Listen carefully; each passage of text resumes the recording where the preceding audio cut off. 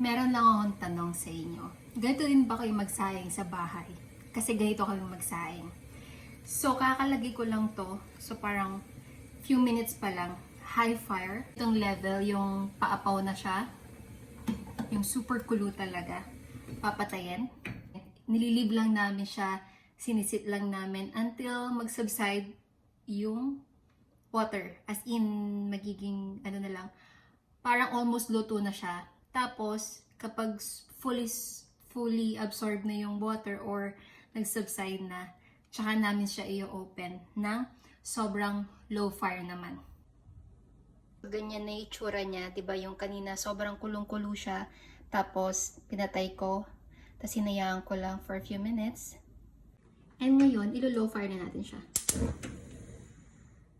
Hanggang sa maluto. As in low fire lang. So, di ba, hindi, mas makakaiwas ka sa sunog. Ganyan ako yung magsaing sa bahay.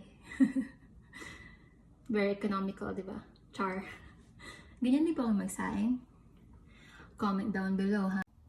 Ganun, mas madali kami nakakapagluto. Save time as well. Tapos, ang kagandahan pa daw nun, nakaka-save daw kami ng gas, sabi ng mama ko. Ganun din ba kayong magsaing?